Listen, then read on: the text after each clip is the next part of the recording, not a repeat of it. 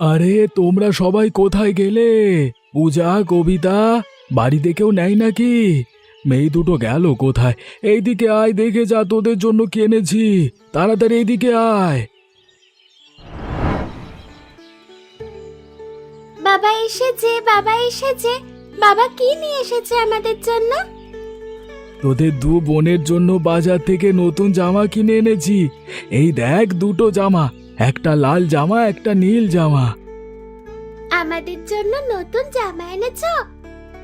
হ্যাঁ, আজকে টাকাটা পেলাম। জমিদার বাবু টাকা দিয়েছে।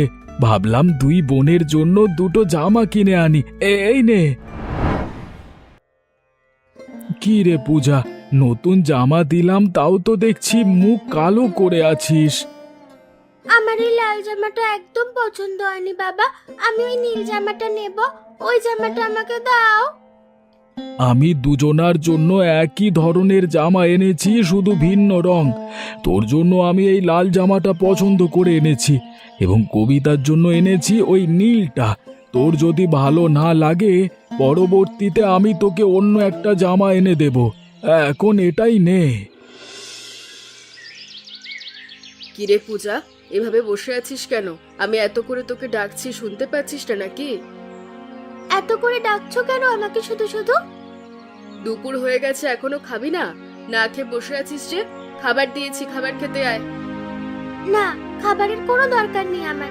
আমি কোনো কিছু খাবো না। তুমি গিয়ে খাবার খাও আর তোমার ওই সৎ মেয়েকে খাওয়াও। হঠাৎ করে তুই এই ধরনের কথা বলছিস কেন? কি হয়েছে আমাকে বল।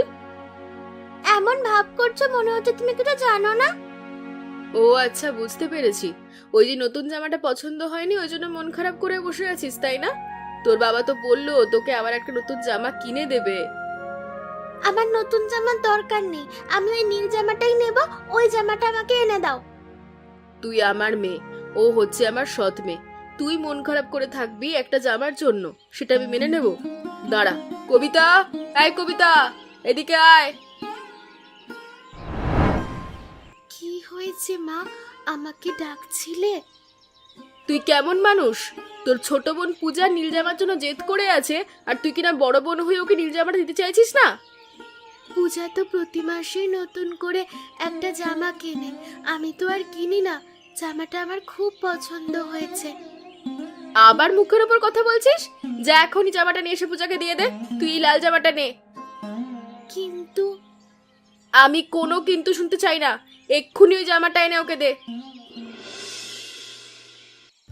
আরে গোপাল দা, আমি বললাম আমি গাছে উঠে ডাল কাটি, তুমি নিচে থাকো। তোমার বয়স হয়েছে, তুমি কি এখন এই গাছে উঠতে পারো? কি যে বলিস না তুই নন্দন, গাছে উঠে ডাল কাটবার অভিজ্ঞতা আমার প্রায় 20-30 বছরের। তুই এখন কিনা বলছিস আমি পারবো না? সেটা অবশ্য তুমি ঠিক বলেছ। তোমার অভিজ্ঞতা অনেক, কারণ তোমার বয়স হয়েছে। কিন্তু এই বয়সে এই তোমার এত বড় গাছে ওঠা ঠিক নয় যে। তুই আর এ ধরনের কথা বলিস না। পরে দেখা যাবে জমিদার রমেশ বাবু আমাকে কাজ থেকে বের করে দিয়েছে। আচ্ছা, ঠিক আছে, সাবধানে কাটো। আমি নিচে আসছি, ডালগুলো গুছিয়ে রাখছি। ওরে মা গো, ওরে বাবা গো, আমার পাটা গেল, ভেঙে গেছে মনে হচ্ছে পাটা। আমাকে কোথায় আছো, কে আছো, বাঁচাও! আহারে গোপালদা, কি করে তুমি পড়লে? এত করে বললাম, আমার কোনো কথাই শুনলে না। রমেশ বাবু, এদিকে আসেন, দেখেন কি হয়েছে। কিরে, কি হয়েছে গোপালের?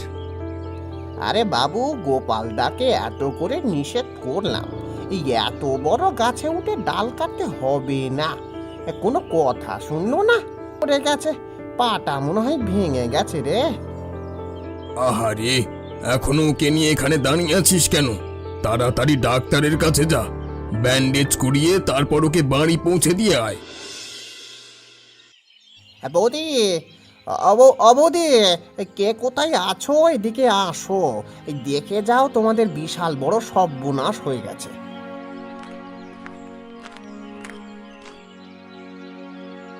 এ কি কি হয়েছে আমার স্বামীর? তার পায়ে এরকম ব্যান্ডেজ করা কেন? তোমাদের বিশাল বড় সর্বনাশ হয়ে গেছে গো। এই গোপালদা জমিদার বাবুর বাড়িতে গাছ থেকে ডাল কাটতে গিয়ে পড়ে পা ভেঙে ফেলেছে। ডাক্তার দেখিয়ে ব্যান্ডেজ করে নিয়ে আসলাম। কি বলছোটা কি এসব? গাছ থেকে পড়ে গিয়ে পা ভেঙে গেছে? আর কি হয়েছে? আর কোথাও ব্যথা পায়নি তো? কোনো সমস্যা নেই, আর সব ধরনের চিকিৎসাই হয়েছে। এখন ওষুধপত্র আমি নিয়ে এসেছি, কিন্তু ডাক্তার বলেছে এই 2-3 মাস গোপালদার হাঁটতে পারবে না, ভারী কোনো কাজ করতে পারবে না। এসব তুমি কি বলছো? তাহলে আমাদের সংসারটা এখন কিভাবে চলবে?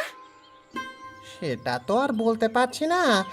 জমিদার বাবু নেহাত ভালো লোক, সেজন্য চিকিৎসার খরচটা দিয়েছেন। হায় হায় হায়, আমাদের কি যে সর্বনাশ হলো! যাও গোপালদাকে ঘরে নিয়ে যা, আপাতত সেবা যত্ন করো, পরেরটা পরে দেখা যাবে। কিভাবে সংসারটা চলবে আমি তো কিচ্ছু বুঝতে পারছি না।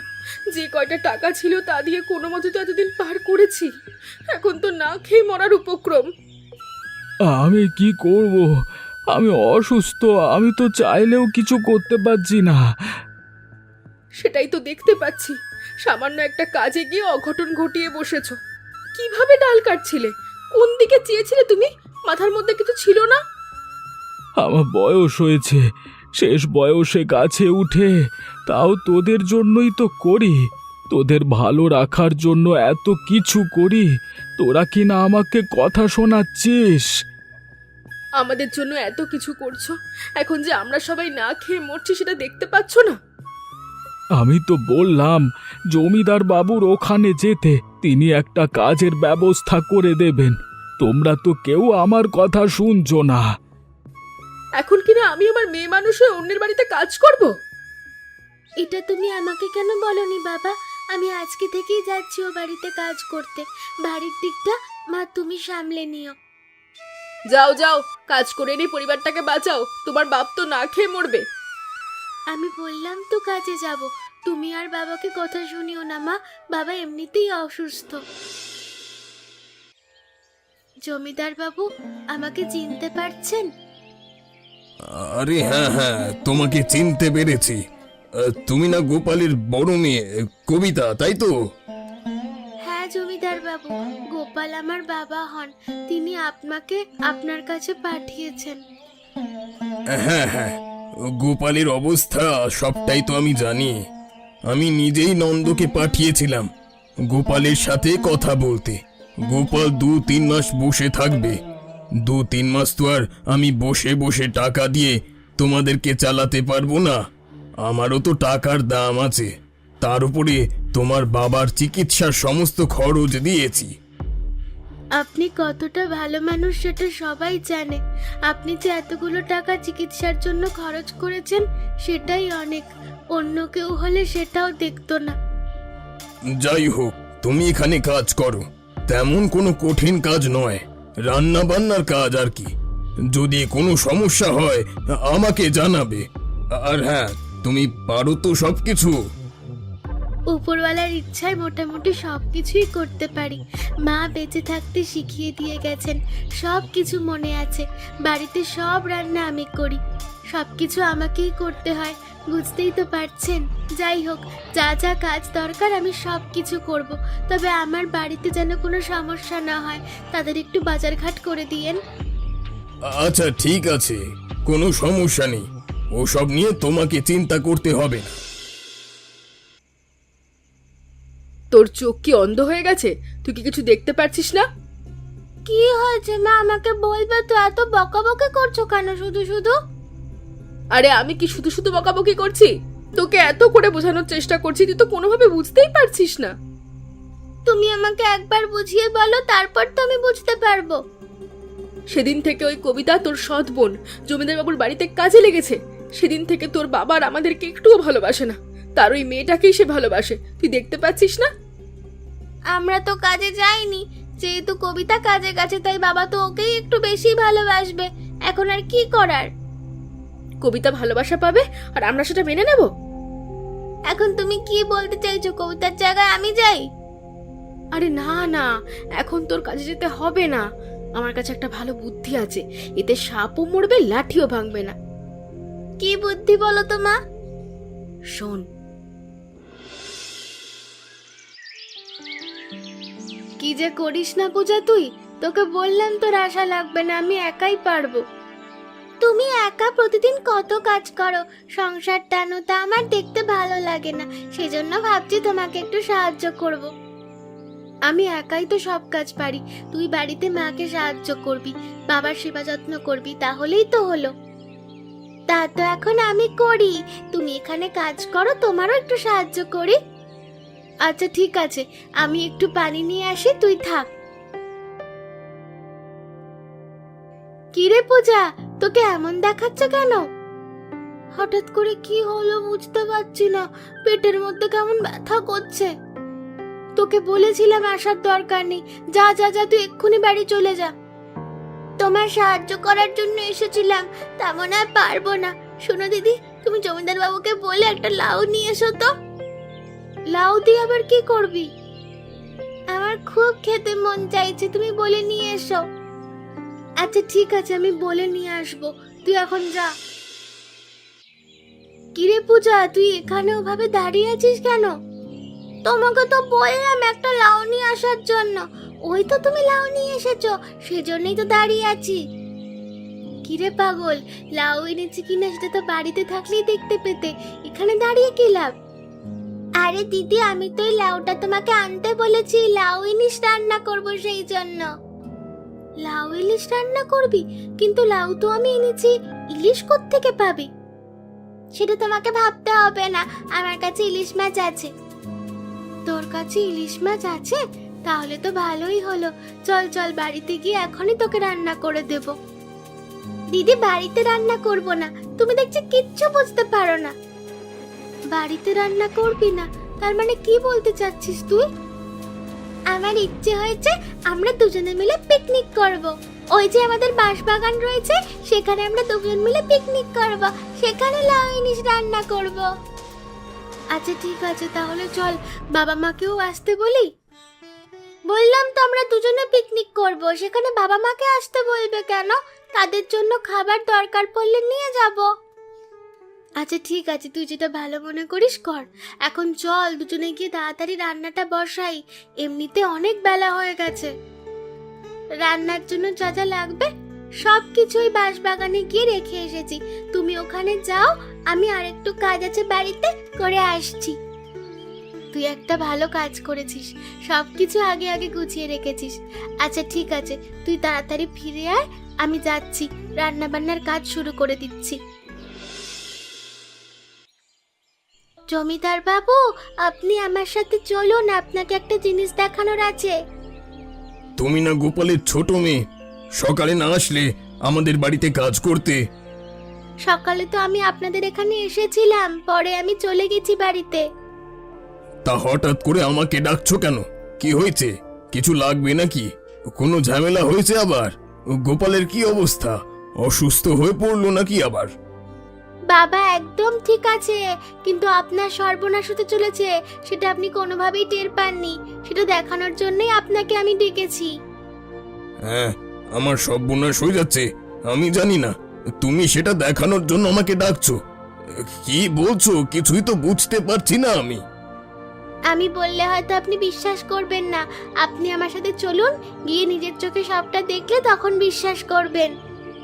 তুমি যেহেতু এত করে বলছো, চলো দেখি কি দেখাবে তুমি। এই নন্দন, কই তুই? এদিকে আয় তো, আমার সাথে চল। এ কি জমিদার বাবু, আপনারা এখানে? আপনারাও বুঝি আমাদের সাথে পিকনিক করতে এসেছেন, তাই না? আমরা এখানে পিকনিক খেতে আসিনি, তোমরা এখানে যে পিকনিক খাচ্ছ, এই ইলিশ মাছ কোথায় পেলে? আরে জমিদার বাবু, আপনাকে না বললাম আমার বোন আমাকে একটা লাউ নিতে বলেছে, এই লাউটা তো আপনাকে বলেই আনলাম। তুমি কথা ঘুরিও না, আমি তো লাউয়ের কথা বলিনি, আমি তো বলেছি ইলিশ মাছের কথা। তুমি তো আমার থেকে চেয়ে লাউ নিয়ে এসেছো, তুমি তো আমার থেকে ইলিশ মাছ চেয়ে আনুনি। এই ইলিশ মাছ কোত্থেকে আসলো? আমি তো শুধু আপনার থেকে লাউ এনেছি, ইলিশ মাছ তো আনিনি, ইলিশ মাছ তো পূজা এনেছে। মিথ্যে কথা বলার জায়গা পাচ্ছ না, পূজা কোত্থেকে ইলিশ মাছ পাবে? পূজা তো নিজেই বলছে এই ইলিশ মাছ নাকি তুমি চুরি করে এনেছো। কিরে পূজা, তুই এভাবে চুপ করে আছিস কেন? তুই বল, এই ইলিশ মাছ তুই নিজে এনেছিস? আমি তো শুধু লাউ এনেছি। জমিদার বাবু কি বলছে আমি তো বুঝতে পারছি না কিছু। কিরে পূজা, চুপ করে আছিস কেন? কথা বল। আমার আর কিছুই বোঝার বাকি নেই। আমার বাড়ি থেকে লাউ চেয়ে এনেছো এবং ইলিশ মাছ চুরি করে এনেছো, সেটা বুঝতে পেরেছি। গোপালের মেয়ে যে এমন হবে সেটা আমি কোনোভাবেই কল্পনা করতে পারিনি। তোমাদেরকে কাজ দেওয়াই আমার ভুল হয়েছে। চলো এক্ষুনি গোপালের কাছে চলো। আমি কিছু বলবো না, গোপাল নিজেই তার মেয়ের বিচার করবে।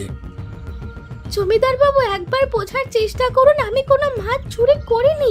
আমার কথা বিশ্বাস করুন। আমার চোখ যেটা দেখেছে সেটাই আমি বিশ্বাস করব। তুমি এক্ষুনি চলো। এই নন্দন, ওদেরকে নিয়ে চল। গোপাল, এই গোপাল, কোথায় তুমি? এদিকে আসো, তাড়াতাড়ি এদিকে বেরিয়ে আসো বলছি। গোপাল বাড়িতে আছো? তাড়াতাড়ি আসো। আরে জমিদার বাবু যে, আমার বাড়িতে আসুন আসুন আসুন, বসুন বাবু। কোথায় যে আপনাকে বসতে দেব? যাও গিন্নি, বসবার জন্য কিছু একটা আনো। আমি তোমার এখানে বসতে আসিনি, আমি তোমার কাছে বিচার নিয়ে এসেছি। এই বিচার তোমাকে করতেই হবে। বিচার নিয়ে এসেছেন? কার নামে বিচার? কে কি করেছে আমাকে বলুন বাবু। আমি তোমাদেরকে এত ভালোবাসি, তোমার চিকিৎসার খরচ দিয়েছি, তোমার কথা শুনে শেষ পর্যন্ত তোমার মেয়েকে আমার বাড়িতে কাজ দিয়েছি। সেই মেয়ে কি না শেষ পর্যন্ত আমার বাড়িতেই চুরি করলো? আমার মেয়ে কবিতা এই তো আপনার বাড়িতে কাজ করে, কবিতা চুরি করেছে? এটা তো আমার বিশ্বাস হচ্ছে না। আজকে আমি হাতে নাতে ধরেছি ইলিশ মাছ তোমার মেয়ে আমার বাড়ি থেকে চুরি করে এনেছে। নিশ্চয়ই তুমি বাড়িতে কোনো ইলিশ মাছ কেনোনি। আমাদের তো দুবেলা খেতেই কষ্ট হয়ে যাচ্ছে, কিভাবে ইলিশ মাছ কিনবো? তাহলে তোমার মেয়েকে জিজ্ঞেস করো এখন। বাবা, আমার কথা বিশ্বাস করো, আমি চুরি করিনি। সত্যি করে বলছি পূজা।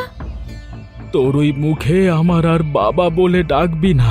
তুই আমার মেয়ে হয়ে এমন কাজ করবি সেটা আমি কল্পনাও করতে পারিনি। আবার কি না পূজার দোষ দিচ্ছিস? তুই এক্ষুনি আমার বাড়ি থেকে বের হয়ে যা। তুই আর কখনো এ বাড়িতে ফিরবি না। বাবা, বিশ্বাস করো। আমি তোর কোনো ধরনের কথা শুনতে চাই না। বলছি না আমাকে আর বাবা বলে পরিচয় দিবি না। এক্ষুনি আমার বাড়ি থেকে বের হয়ে যা। কি গো, তুমি এখন ব্যান্ডেজ মুড়িয়ে আছো যে? তোমার না আজকে ব্যান্ডেজ কেটে ফেলার কথা? আরে বৌদি, এটা নতুন ব্যান্ডেজ করে দিয়েছে ডাক্তার আবার। নতুন ব্যান্ডেজ? আজকে না ব্যান্ডেজ কাটার কথা, নতুন ব্যান্ডেজ কেন? ডাক্তার পরীক্ষা করে দেখেছে হাড় এখনো জোড়া লাগেনি, সেজন্য নতুন ব্যান্ডেজ করে দিয়েছে। এই আরো 2-3 মাস গোপালদা কোনো কাজ করতে পারবে না। এ তুমি কি বলছো নন্দন? আমি কিছুই বলছি না, ডাক্তার যেটা বলেছে সেটাই বললাম। আমি যাই গোপালদা। নন্দন এসব কি বলে গেল? এখন আমাদের কি হবে? তুমি যদি এখনো কাজ করতে না পারো তাহলে আমরা কিভাবে সংসারটা চালাবো? না খেয়ে মরবো? আর এখনো জোড়া লাগেনি, এখানে আমার তো কিছু করবার নেই। তোমরা যদি পারো কিছু করো। আমরা কি করব? জমিদারের কাছে যাব নাকি? জমিদার বাড়িতে চুরি করেছে, এখন আবার জমিদার বাড়িতে যাবে? জমিদার কোনো কাজ দেবে না আর। আসলে কবিতা সেখানে চুরি করেনি। আমাদের মনে হয়েছিল তুমি কবিতাকে বেশি ভালোবাসো, তাই আমরা এমন বদনাম করেছিলাম। তুমি এত জঘন্য কাজ করতে পারলে?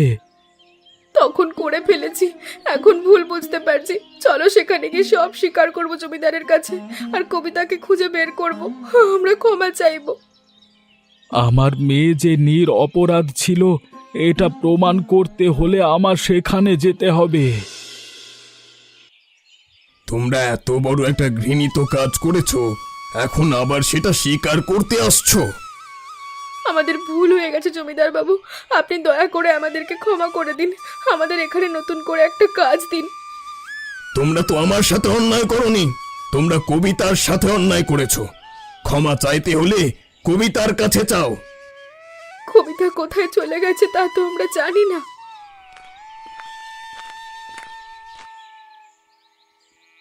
এ কি, কবিতা আপনার এখানে আছে? আমি সবটাই জানতাম। যখন এই পূজা মাছ চুরি করেছে আমি নিজে দেখেছি। তোমরা কবিতার উপর সব সময় অত্যাচার করো, সেজন্য আমি নিজেই পরিকল্পনা করেছি বাড়ি থেকে বের করে দিলে ওকে এখানে রাখবো না। দিদি, আমার ভুল হয়ে গেছে, আমাকে ক্ষমা করে দে। আমি তো ছোট বোন হই, একটা ভুল করেছি। বড় হয়ে তুই আমাকে ক্ষমা করবি না? জমিদার বাবু, আমি সবাইকে ক্ষমা করে দিয়েছি। পূজা আমার ছোট বোন, ওর উপরে আমি অভিমান করে থাকতেও পারি না। তুমি ক্ষমা করলেও আমি ক্ষমা করে দিতে পারি না। যদি তোমাদের সংসার চালাতে হয়, সাবিত্রী ও পূজা তোমাদের দুজনকেই এখানে কাজ করতে হবে। কাজ করলে পয়সা পাবে, তা দিয়ে সংসার চালাবে। আর কবিতা এখানেই থাকবে। কবিতার সকল দায়িত্ব আমার। ওকে বিয়ে দেব, তাও আমি দেব। ও এখানে আমার মেয়ে হয়েই থাকবে। আচ্ছা ঠিক আছে জমিদার বাবু, আমরা এখানে কাজ করেই খাবো।